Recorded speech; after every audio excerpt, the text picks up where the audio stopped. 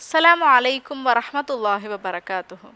അൽഹംദുലില്ലാഹി റബ്ബിൽ ആലമീൻ. അല്ലാഹുമ്മ സ്വല്ലി അലാ സയ്യിദിനാ മുഹമ്മദിൻ വഅലാ ആലി സയ്യിദിനാ മുഹമ്മദ്.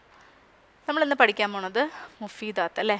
മുഫീദാത്തിൽ നമ്മൾ ആദ്യം പഠിച്ചത് ഹദീസായിരുന്നു. First chapter ഹദീസായിരുന്നു. പിന്നെ നമ്മൾ ഹദീസ് വിഷയത്തിൽ രചിക്കപ്പെട്ട ഗ്രന്ഥങ്ങളെക്കുറിച്ചാണ് പറഞ്ഞത്. ഇന്ന് നമ്മൾ പറയാൻ പോണത് മക്കാനത്തു നിയ്യത്തിൻ്റെ അടിസ്ഥാനം അല്ലേ. അതിനു മുമ്പ് first of all of you say the ദുആ ഫോർ നോളജ്. ബിസ്മില്ലാഹിർ റഹ്മാനിർ റഹീം. റബ്ബി യസ്സിർ വലാ തുഅസ്സിർ വതമ്മിം ബിൽ ഖൈർ വബിക നസ്തഈനു യാ ഫത്താഹു റബ്ബി സിദ്നി ഇൽമാ റബ്ബി സിദ്നി ഇൽമാ റബ്ബി സിദ്നി ഇൽമാ. നോക്കിയേ, ശ്രദ്ധിച്ച് കേട്ടോ. മക്കാനത്തു നിയ്യത്തിൻ്റെ സ്ഥാനം. عن عمر بن الخطاب رضي الله عنه أنه قال سمعت رسول الله صلى الله عليه وسلم. ഉമർ റളിയല്ലാഹു അൻഹു പറഞ്ഞിരിക്കുന്നു, റസൂലുള്ളാഹി സ്വല്ലല്ലാഹു അലൈഹി വസല്ലം പറഞ്ഞതായിട്ട് ഞാൻ കേട്ടു. ഇന്നമൽ അഅമാലു ബിന്നിയാത്ത്. നിയ്യത്തിൻ്റെ അടിസ്ഥാനത്തിലാണ് അമലുകൾ പരിഗണിക്കുന്നത്. അത് നമ്മൾ പറഞ്ഞായിരുന്നു. നബി സല്ലല്ലാഹു അലൈഹി വസല്ലം പറഞ്ഞ വാക്കിന് ഉദാഹരണം പറഞ്ഞ നമ്മൾ എന്താ, ഇന്നമൽ അഅമാലു ബിന്നിയാത്ത് അല്ലേ. എല്ലാ വ്യക്തികൾക്കും തീർച്ചയായിട്ടും പ്രതിഫലം ലഭിക്കുന്നത് എങ്ങനെയാ? അവരുടെ നിയ്യത്ത് അനുസരിച്ചായിരിക്കും അല്ലേ. അവൻ നിയ്യത്ത് ചെയ്യുന്നതനുസരിച്ചാണ് ഓരോരുത്തർക്കും എന്ത് ചെയ്യുന്നത്, എല്ലാ വ്യക്തികൾക്കും പ്രതിഫലം ലഭിക്കുന്നത്. എല്ലാവരും ളുഹർ നിസ്കരിക്കുന്നു, എല്ലാവർക്കും ഒരേ പ്രതിഫലമായിരിക്കുമോ? അല്ല, ഓരോരുത്തരുടെയും നിയ്യത്ത് അനുസരിച്ചായിരിക്കും അല്ലാഹു തആല പ്രതിഫലം തരുന്നത്.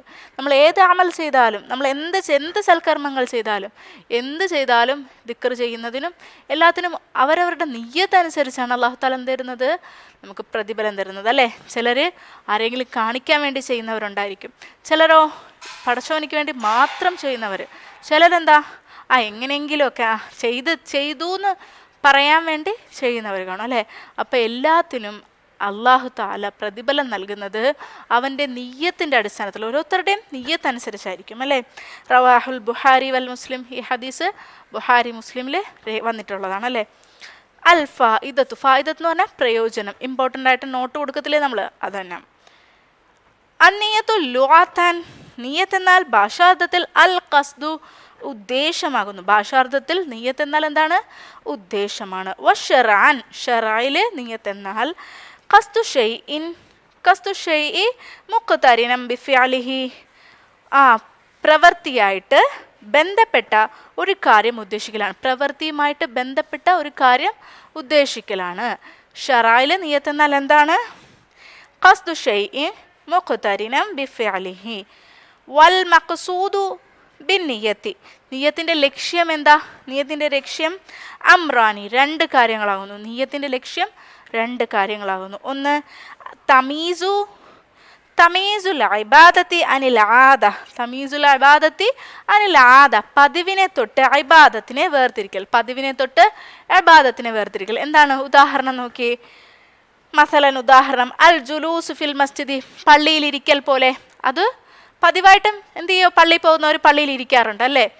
പക്ഷേ അതിലെ ഇബാദത്തിനെ എങ്ങനെ വേർതിരിക്കും? അതിൽ നിന്ന് ഇബാദത്തിനെ വേർതിരിക്കുന്നത് എങ്ങനെയാ നോക്ക്.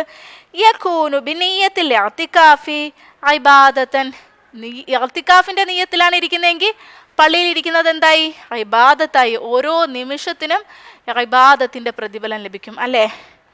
വബിദൂനിഹ, അങ്ങനെ അല്ല എങ്കിൽ, നിയ്യത്തില്ലാതെയാണ് ഇരിക്കുന്നതെങ്കിൽ കൽ ഇസ്തിറാഹത്തി ഇബാദത്തൻ. കൽ ഇസ്തിറാഹത്തി ആദത്തൻ, സാധാരണ വിശ്രമത്തിൻ്റെ ഇരുത്തം പോലെ ആയിപ്പോകും. നമ്മൾ നിയ്യത്തല്ലാതെയാണ് ഇരിക്കുന്നതെങ്കിൽ എന്തായി പോകും? സാധാരണ വിശ്രമത്തിൽ ഇരിക്കുന്നത് പോലെ ആയിപ്പോകും അല്ലേ. കൽ ഇസ്തിറാഹത്തി ആദത്തൻ. രണ്ടാമത്തെ നോക്കിയേ. രണ്ടാമത്തെ എന്താണ് ഉദ്ദേശം? നിയ്യത്തിൻ്റെ ലക്ഷ്യത്തിൽ രണ്ടാമത്തത്, ഒന്നാമത്തത് ഇബാദത്തിനെ തൊട്ട് അല്ലെ, ഇബാദത്തിനെ പതിവിനെ തൊട്ട് വേർതിരിക്കലാണ്. പതിവിനെ തൊട്ട് ഇബാദത്തിനെ വേർതിരിക്കൽ. ഉദാഹരണം പറഞ്ഞല്ലേ, നമ്മളിപ്പം പള്ളിയിലിരിക്കൽ പറഞ്ഞു, അപ്പം വസ്ത്രം ധരിക്കൽ, അത് നമ്മുടെ ഒരു പതിവാണ് വസ്ത്രം ധരിക്കൽ. അതിന് ഇബാദത്ത് വരുന്നത് എപ്പോഴാണ്? നമ്മൾ നിയ്യത്ത് പറയുമ്പോൾ, നമ്മൾ ദുആ പറയുമ്പോഴാണ് അല്ലേ. നമ്മൾ വെള്ളം കുടിക്കുന്നത് നമ്മുടെ പതിവാണ്, അതിൽ നമ്മൾ ദുആ പറഞ്ഞാൽ അതിന് ഇബാദത്തിൻ്റെ പ്രതിഫലം ലഭിക്കും. നമ്മൾ ഉറങ്ങാൻ പോകുന്നത് നമ്മുടെ പതിവാണ്, അതിൽ നമ്മൾ ദുആ പറഞ്ഞാൽ നമുക്ക് ഇബാദത്തിൻ്റെ പ്രതിഫലം ലഭിക്കും അല്ലേ. പതിവിനെ തൊട്ട് ഇബാദത്തിനെ വേർതിരിക്കൽ. രണ്ടാമത്തെ നോക്കിയേ, തമീസു ബഅലിൽ ഇബാദത്തി അം ബഅലിൽ ആഖിർ. ഒരു ഇബാദത്തിനെ മറ്റൊരു ഇബാദത്തുമായി വേർതിരിക്കൽ, ഒരു ഇബാദത്തിൽ നിന്നും മറ്റൊരു ഇബാദത്തിനെ വേർതിരിക്കൽ, ഒരു ഇബാദത്തിൽ നിന്നും മറ്റൊരു ഇബാദത്തിനെ വേർതിരിക്കൽ. അതെങ്ങനെയാ? തമീസു ബഅലിൽ ഇബാദത്തി അം ബഅലിൽ ആഖിർ കസ്വലാത്തിൽ ളുഹരി അൻ സ്വലാത്തിൽ അസ്രി. അസർ നമസ്കാരത്തിൽ നിന്നും ളുഹർ നമസ്കാരത്തിനെ വേർതിരിക്കുന്നത് പോലെ, അസർ നമസ്കാരത്തിൽ നിന്നും ളുഹർ നമസ്കാരത്തിന്, അസർ നമസ്കാരത്തെ തൊട്ട് ളുഹർ നമസ്കാരത്തെ അസറിൻ്റെ സമയത്ത് നമുക്ക് ളുഹർ നിസ്കരിക്കാൻ പറ്റുമോ? ളുഹറിൻ്റെ സമയത്ത് അസർ നിസ്കരിക്കാൻ പറ്റുമോ? ഇല്ല. അപ്പം എന്താണ് ഇബാദത്ത്? ഒരു ഇബാദത്തിൽ നിന്നും മറ്റൊരു ഇബാദത്തിനെ വേർതിരിക്കും. രണ്ടും നമസ്കാരമാണ്, പക്ഷെ എന്ത് ചെയ്ത് നമ്മൾ വേർതിരിച്ച് നമസ്കരിക്കുന്നു അല്ലേ? ഒരു ഇബാദത്തിനെ തൊട്ട് മറ്റൊരു ഇബാദത്തിനെ വേർതിരിക്കൽ, അസർ നമസ്കാരത്തെ തൊട്ട് ളുഹർ നമസ്കാരത്തിനെ വേർതിരിക്കൽ പോലെ. കണ്ടേ, നിയ്യത്തിൻ്റെ ലക്ഷ്യം രണ്ട്. രണ്ട് ലക്ഷ്യങ്ങൾ നമുക്ക് മനസ്സിലായില്ലേ? ഇപ്പം രണ്ട് കാര്യങ്ങളാകുന്നു. ഒന്നാമത്തേത് എന്താ? പതിവിനെ തൊട്ട് അല്ലേ, പതിവായി ചെയ്യുന്ന കാര്യങ്ങളിൽ നമ്മൾ എന്ത് ചെയ്യുക? ഇബാദത്തിനെ നമ്മൾ ഇബാദത്ത് ആകുന്ന എപ്പോഴാണ് പതിവായി ചെയ്യുന്ന കാര്യങ്ങൾ? അത് നമ്മൾ നിയ്യത്ത് അല്ലേ, നമ്മൾ ദുആ പറഞ്ഞ് നമുക്കൊരു നിയ്യത്ത് ഉണ്ടാകുമ്പോൾ അല്ലേ, ഇത്തികാഫിൻ്റെ നിയ്യത്തിൽ പള്ളിയിലിരിക്കുന്നതിന് ഇബാദത്തിൻ്റെ പ്രതിഫലം ലഭിക്കും. അതുപോലെയാണ് നമ്മൾ ഉറങ്ങുന്നത്, എഴുന്നേൽക്കുന്നത് ഒക്കെ ഞാൻ പറഞ്ഞത് അല്ലേ. രണ്ടാമത്തത് ഇബാദത്തിനെ ഒരു ഇബാദത്തിനെ തൊട്ട് മറ്റൊരു ഇബാദത്തിനെ വേർതിരിക്കൽ, ഒരു ഇബാദത്തിൽ നിന്ന് മറ്റൊരെണ്ണത്തിനെ വേർതിരിക്കലാണ് അല്ലേ. ളുഹറിൽ നിന്ന് അസറിനെ വേർതിരിക്കുന്നത് പോലെ, അല്ലെങ്കിൽ അസറിൽ നിന്ന് ളുഹറിനെ വേർതിരിക്കുന്നത് പോലെ. അൻ അബി ഹുറൈറ റളിയല്ലാഹു അൻഹു അന്നഹു ഖാല. അബി ഹുറൈറ റളിയല്ലാഹു അൻഹു പറഞ്ഞിരിക്കുന്ന ഖാല റസൂലുള്ളാഹി സ്വല്ലല്ലാഹു അലൈഹി വസല്ലം, നബി സല്ലല്ലാഹു അലൈഹി വസല്ലം പറഞ്ഞിരിക്കുന്നു, ഇന്നല്ലാഹ ലാ യൻദുറു ഇലാ സുവരിക്കും വ അംവാലിക്കും വലാകിൻ യൻദുറു ഇലാ ഖുലൂബിക്കും വ അമാലിക്കും. ഓക്കേ, അല്ലാഹുവിൻ്റെ റസൂൽ സല്ലല്ലാഹു അലൈഹി വസല്ലം പറഞ്ഞു, ലാ യൻദുറു, അല്ലാഹു നോക്കുകയില്ല. എന്താണ്? ഇലാ സുവരിക്കും, നിങ്ങളുടെ രൂപങ്ങളിലേക്കോ, വ അംവാലിക്കും, നിങ്ങളുടെ ധനങ്ങളിലേക്കോ, വലാകിൻ യൻദുറു, എന്താണ്? ഇലാ ഖുലൂബിക്കും വ അമാലിക്കും, നിങ്ങളുടെ പിന്നെന്താ? എവിടെയാണ് അല്ലാഹു തആല നോക്കുന്നത്? നിങ്ങളുടെ ഹൃദയങ്ങളിലേക്കും നിങ്ങളുടെ പ്രവൃത്തികളിലേക്കുമാണ് അല്ലേ. അല്ലാഹു തആല രൂപങ്ങളിലേക്കോ സമ്പത്തിലേക്കോ സൗന്ദര്യത്തിലേക്കോ ആണോ അല്ലാഹു തആല നോക്കുന്നത്? അല്ലാഹു നോക്കുന്നത് എന്താണ്? ഹൃദയങ്ങളിലേക്കും പ്രവൃത്തിയിലേക്കുമാണ്. ഇന്നല്ലാഹ, നിശ്ചയമായും അല്ലാഹു തആല, ലാ യൻദുറു ഇലാ സുവരിക്കും വ അംവാലിക്കും വലാകിൻ യൻദുറു ഇലാ ഖുലൂബിക്കും വ അമാലിക്കും. ആരാ റിപ്പോർട്ട് ചെയ്തത്? റവാഹുൽ മുസ്ലിം. അപ്പോൾ ഈ ഹദീസ് നമ്മൾ കുഞ്ഞുനാൾ മുതൽ കേൾക്കുന്നുണ്ട്, നമ്മൾ കൊച്ചു ക്ലാസ്സിൽ പഠിച്ചിട്ടുണ്ട് അല്ലേ. എന്നാലും നോക്കി, അല്ലാഹു തആല നമ്മുടെ രൂപങ്ങളിലേക്കോ നമ്മുടെ സമ്പത്തിലേക്കോ നമ്മുടെ സൗന്ദര്യത്തിലേക്കോ ഒന്നുമല്ല അല്ലാഹു തആല നോക്കുന്നത്. എന്താ? നമ്മുടെ പ്രവൃത്തിയിലേക്കും നമ്മുടെ ഹൃദയത്തിലേക്കുമാണ് അല്ലാഹു തആല നോക്കുന്നത്. ഫമീസാനുൽ ഖബൂലി, സ്വീകാര്യതയുടെ ത്രാസ്, ഖബൂലിൻ്റെ ത്രാസ് അല്ലേ, ഇൻദല്ലാഹ തആല, നിശ്ചയമായി ഇൻദല്ലാഹ തആല ഹുവൽ ഖൽബു വനിയ്യത്തു. എന്താണ്? തീർച്ചയായിട്ടും സ്വീകാര്യതയുടെ ത്രാസ് എന്ന് പറഞ്ഞാൽ എന്തൊക്കെയാണ്? അത് ഹൃദയവും അത് നിയ്യത്തുമാകുന്നു. നിയ്യത്തും ഹൃദയവുമാണ് അല്ലേ. ലാ സൂറത്തു വൽ ലിസാനു വൽ മാലു വൽ ജാഹു, രൂപവും ഭാഷയും ധനവും പ്രതാപവും ഒന്നുമല്ല. രൂപവും, സൂറ എന്ന് പറഞ്ഞാൽ സൂറത്ത് രൂപം, ലിസാൻ ഭാഷ, അൽ മാലു എന്ന് പറഞ്ഞാൽ ധനം, വൽ ജാഹു പ്രതാപം. അപ്പം ലാ സൂറത്തു വൽ ലിസാനു വൽ മാലു വൽ ജാഹു, പ്രതാപവും ധനവും ഭാഷയും രൂപവും ഒന്നുമല്ല എന്ത്? സ്വീകാര്യതയുടെ ത്രാസ്. എന്നാൽ അത് നിയ്യത്തും അത് ഹൃദയവുമാകുന്നു അല്ലേ. അപ്പോൾ നമ്മളിപ്പോൾ ഇന്നത്തെ പറഞ്ഞ എന്താ?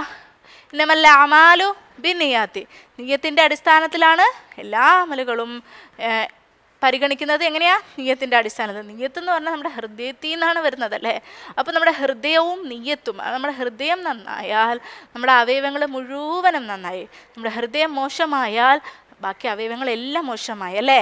അപ്പം ശരീരത്തിനകത്തൊരു മാംസകഷ്ണമുണ്ട്, ആ മാംസകഷ്ണം നന്നായാൽ ബാക്കി അവയവങ്ങളെല്ലാം നന്നായി. അത് ചീത്തയായാൽ ബാക്കിയെല്ലാം മോശമായി. ആ മാംസകഷ്ണത്തിൻ്റെ പേരാണ്, അതാണ് ഹൃദയം അല്ലേ. അതാണ് ഹൃദയം. അങ്ങനെയാണ് സല്ലല്ലാഹു അലൈഹി വസല്ലം പറഞ്ഞിരിക്കുന്നത്. നോക്കി, നിങ്ങൾക്ക് എല്ലാവർക്കും മനസ്സിലായില്ലേ? അപ്പോൾ നമ്മുടെ ഹൃദയം പറയുന്നത് പോലെയാണ് ബാക്കി അവയവങ്ങളൊക്കെ പ്രവർത്തിക്കുന്നത്. അള്ളാഹു നമ്മുടെ എല്ലാവരുടെയും ഹൃദയങ്ങൾ നന്നാക്കി തരട്ടെ. നമ്മുടെ എല്ലാ നിയ്യത്ത് അള്ളാഹു നന്നാക്കി തരട്ടെ.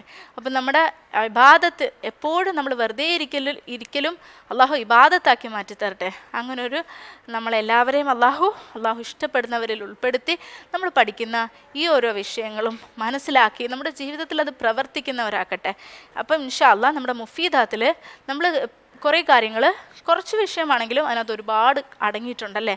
അതൊക്കെ ശരിക്കും മനസ്സിലാക്കാനും അതനുസരിച്ച് ജീവിക്കാനും നമ്മുടെ ജീവിതം ആ നിലയിലാക്കി മാറ്റാനും അള്ളാഹു നമുക്ക് ഓരോ ഈ പാഠങ്ങളിൽ കൂടി അള്ളാഹു നമുക്കതിന് പ്രചോദനവും അതിന് നമ്മളെ പ്രാപ്തരാക്കുകയും ആകട്ടെ. അപ്പോൾ ഇൻഷാ അള്ളാഹ് നമുക്ക് അടുത്ത ചാപ്റ്റർ അടുത്ത ക്ലാസ്സിൽ പഠിക്കാം. ഇത്രയും നന്നായി നിങ്ങൾ പഠിച്ച് നിങ്ങൾ വേർഡ് മീനിങ്സ് എഴുതി ക്വസ്റ്റ്യൻ ആൻസേഴ്സും എഴുതി കാണിക്കണം ഇൻഷാ അള്ളാഹ്. നമുക്ക് ഇന്നത്തെ ക്ലാസ് ഇവിടെ അവസാനിപ്പിക്കാം. സുബ്ഹാനല്ലാഹി വബിഹംദിഹി സുബ്ഹാനക അല്ലാഹുമ്മ വബിഹംദിക അഷ്ഹദു അല്ലാ ഇലാഹ ഇല്ലാ അൻത അസ്തഗ്ഫിറുക വഅതൂബു ഇലൈക. അസ്സലാമു അലൈക്കും വറഹ്മത്തുള്ളാഹി വബറകാതുഹു.